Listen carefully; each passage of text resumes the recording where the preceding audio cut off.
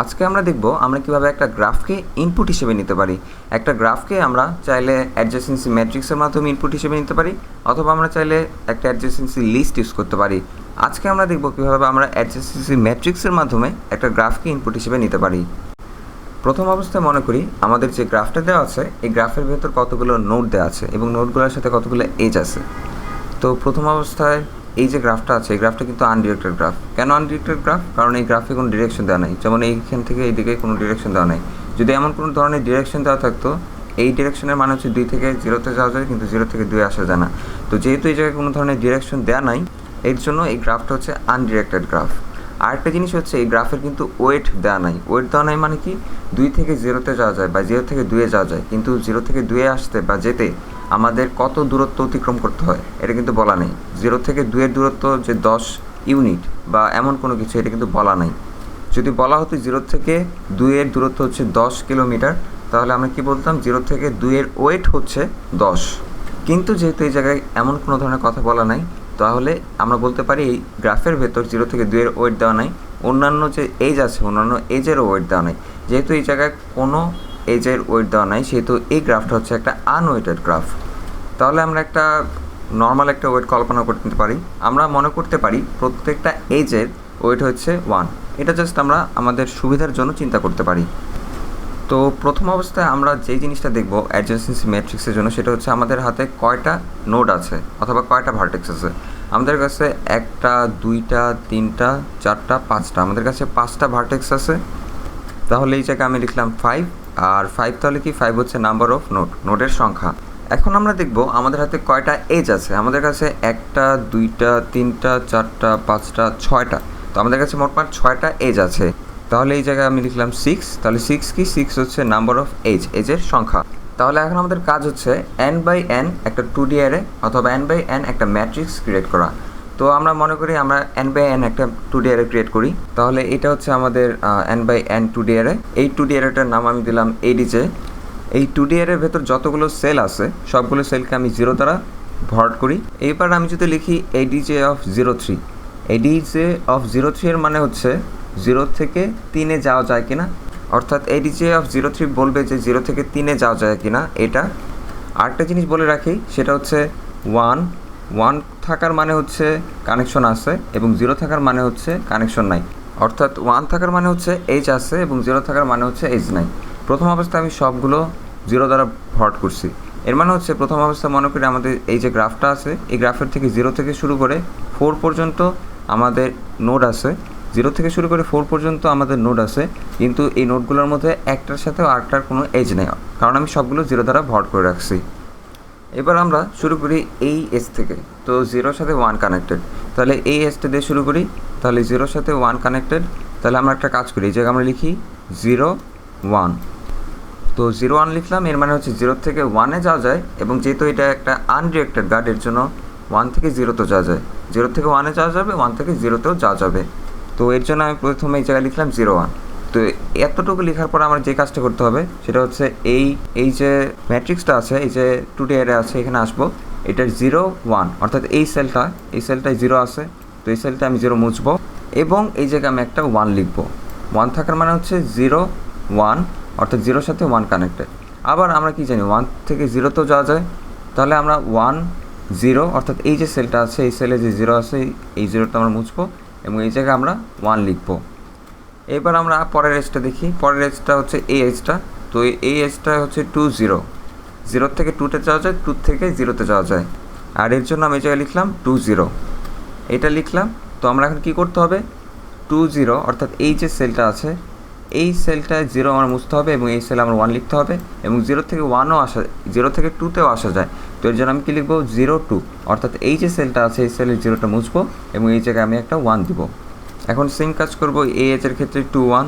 তো আমি লিখলাম 2 1, তারপর 2 1, এই সেলটায় আমি 0-র বদলে এখন লেখা থাকবে 1। আবার 2 1-এর মানে হচ্ছে 1 থেকে কিন্তু 2-এ আসা যায়। তাহলে 1 2, অর্থাৎ 1 2 মানে হচ্ছে এই সেলে আমি 0-র বদলে এখন আমি এই জায়গায় লিখবো 1। তারপর এখন এই এজটা হচ্ছে 1 3, তো আমি এই জায়গায় লিখি 1 3। 1 3 এর মানে হচ্ছে 1 থেকে 3-তে যাওয়া যায়, তো 1 3, অর্থাৎ 1 3 এই সেলটায় আমি 0-র বদলে এখন আমি এই জায়গায় লিখবো 1। আবার 1 3 এর মানে হচ্ছে 3 থেকে 1-এ আসা যায়। তো 3 1 যে সেলটা আছে, তো 3 1 এই সেলটায় আমি এখন 0-র বদলে লিখব এই জায়গায় 1, 0-র বদলে এই জায়গায় আমি লিখলাম 1। তারপর এখন আমাদের আবার আছে এজটা হচ্ছে 3 4, তো এই জায়গায় আমি লিখলাম 3 4। তাহলে এখন আমার 3 4 যে সেলটা আছে 3 4, অর্থাৎ এই যে সেলটা আছে এই সেলটায় আমি 0-র বদলে লিখব 1।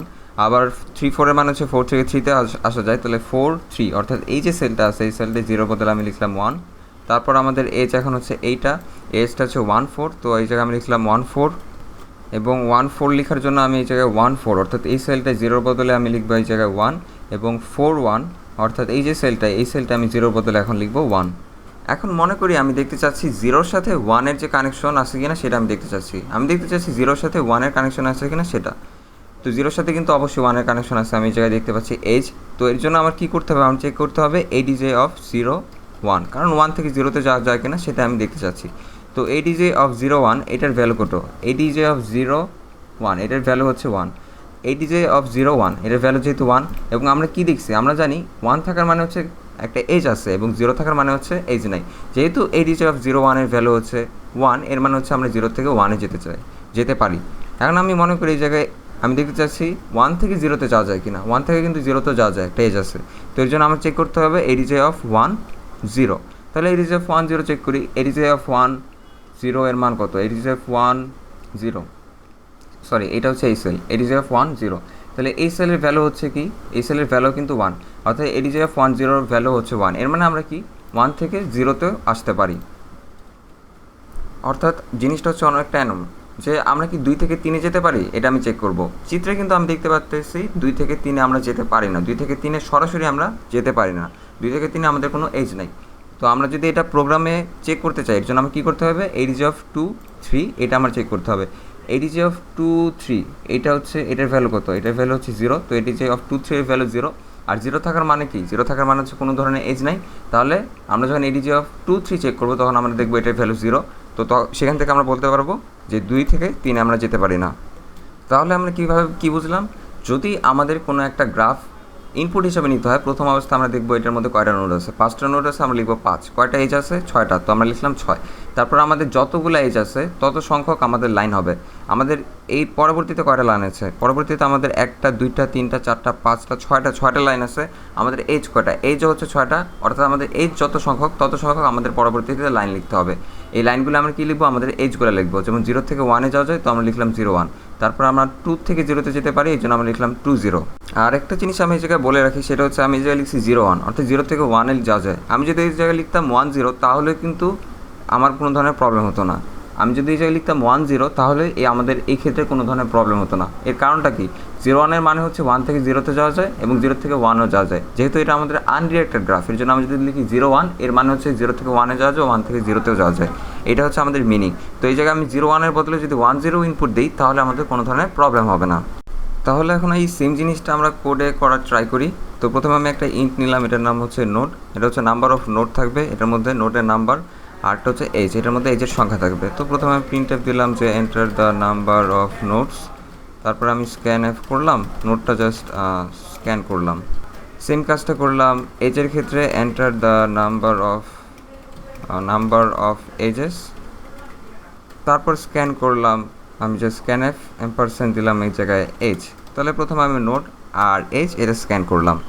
এখন ইনপুটে যদি আমরা খেয়াল করি, প্রথমে আমরা নোড দিই, তারপর আমরা এজ দিই, তারপর আমাদের কয়টা আরও ইনপুট নিতে হবে, 1টা 2টা 3টা 4টা 5টা 6টা, অর্থাৎ আমাদের যত সংখ্যক এজ তত সংখ্যক ইনপুট নিতে হবে। তাহলে আমরা যদি একটা লুপ ঘোরাই, লুপটা যত সংখ্যক এজ তত সংখ্যকবার ঘুরবে। তো আমি একটা ফর লুপ নিলাম, ইনটা i = 0 দিলাম, i লেস দেন হবে এজ, কারণ আমাদের যত সংখ্যক এজ তত সংখ্যক লুপটা ঘোরাতে হবে, আর প্লাস প্লাস করলাম i। তারপর আমাদের কী করতে হবে, 0 1, অর্থাৎ 2টা ইনপুট নিতে হবে। প্রত্যেক লুপে আমাদের 2টা করে ইনপুট নিতে হবে। তো ওর জন্য আমি বাইরে 2টি ইন্টিজার ডিক্লেয়ার করি, এটার নাম দিই int n1, আর একটা ইন্টিজার নেই int n2। এই জিনিসটা আমি এখন n1 n2 আমি জাস্ট স্ক্যান করবো। তো স্ক্যানে পার্সেন্টেজ d n1 আর n2। তো আমি জাস্ট এই 2টা ভেরিয়েবল স্ক্যান করলাম। তাহলে আমি যদি এগুলো ইনপুট দিই, তো আমি যদি ফার্স্টে দিই 0 1 ইনপুট, তাহলে আমার কী করতে হবে, এডিজে অফ 0 1 এটাই 1 করতে হবে, এবং এডিজে অফ 1 0 এইটা ইনপুট করতে হবে। 0 1-এর মানে কি মনে রাখবেন, 0 1-এর মানে আনডিরেক্টেড গ্রাফের ক্ষেত্রে 0 1-এর মানে হচ্ছে 0 থেকে 1-এ যাওয়া যায় এবং 1 থেকে 0-তে আসা যায়। তো এর জন্য আমরা কী করবো, এডিজ অফ 0 1-এর মান 1 করতাম, এডিজে অফ 10 মান 1 করতাম। এই জায়গায় 0 কি, এই জায়গায় 0 হচ্ছে n1 এবং 1 কোথায় অ্যাসাইন হবে, 1 অ্যাসাইন হবে n2 এর ক্ষেত্রে। তো আমরা কি করতাম, এডিজে অফ 0 1কে আমরা করতাম হচ্ছে 1, এডিজে অফ 0 1 এর বদলে আমরা কি লিখতে পারি, এডিজে অফ n1 n2কে আমরা করবো 1, অর্থাৎ জিনিসটা অনেকটা এমন। আমরা এই জায়গায় জাস্ট লিখব এডিজে অফ n1 এবং ADJ of n1 n2 is equal to 1। আর এডিজেটা কি, এডিজে হচ্ছে আমাদের 2D একটা অ্যারে। তো এটা আমি ডিক্লেয়ার করি না এবারে, তো আমি এটাকে ডিক্লেয়ার করে দিই। তো আমি লিখলাম জাস্ট এই যে ইন্ট এডিজে, এটা আপাতত আমি মনে করি 100/100 জাস্ট একটা ডিক্লেয়ার করে রাখলাম, কারণ আমাদের এজ কত সেটা তো আমি জানি না। তো আমি কি করলাম, এই জায়গায় এডিজে অফ n1 n2 এটার ভ্যালু করে দিলাম 1। আবার n2 থেকে তো n1 আসা যায়, তো আমার কী করতে হবে, উল্টা কাজ করতে হবে। আমি জাস্ট লিখবো ADJ of n2 n1 is equal to 1। আমি জাস্ট এটার ভ্যালু 1 করে দিলাম। আচ্ছা, তো 1 করলাম, ভ্যালু ভালো কথা, কিন্তু এটার ভ্যালু আমি 0 তো প্রথম অবস্থায় কিন্তু এই সবগুলোর ভ্যালু 0 ছিল, তো এই ভ্যালু তো আমার 0 করি নাই, এটার ভ্যালু 0 করি নাই, কারণ হচ্ছে দেখেন আমি প্রথম অবস্থায় এই যে 2D অ্যারে আছে, এই 2D অ্যারেটাকে কিন্তু আমি গ্লোবালি ডিক্লেয়ার করেছি। আমি যদি কোনো একটা অ্যারেকে গ্লোবালি ডিক্লেয়ার করি, তাহলে ইনিশিয়ালি এই অ্যারেটার ভেতর যত সেল আছে সবগুলো সেলের ভ্যালু বাই ডিফল্ট 0 থাকবে। তারপরে যেহেতু এই যে 2D অ্যারে আছে, এই 2D অ্যারের সবগুলো সেলের ভ্যালু বাই ডিফল্ট 0, এর জন্য আমি আর এই অ্যারেটার সবগুলো সেলের ভ্যালু নিজে 0 করলাম না। আশা করি জিনিসটা বুঝতে পারছেন। তাহলে প্রথম অবস্থায় কী করলাম, প্রথম অবস্থায় জাস্ট আমি নোড, তারপর আমি কী নিলাম, এজ নিলাম। তো প্রথম অবস্থায় নোড আর এজ নিলাম। তারপর আমার কী করতে হবে, যত সংখ্যক এজ তত সংখ্যক আমার একটা লুপ ঘোরাতে হবে। এর জন্য i0 থেকে শুরু হবে, i0 হবে এজ। তারপরে আমার 2টা করে ইনপুট দিতে হবে, তো এর জন্য আমি n1 এবং n2 এই 2টা ইনপুট নিলাম।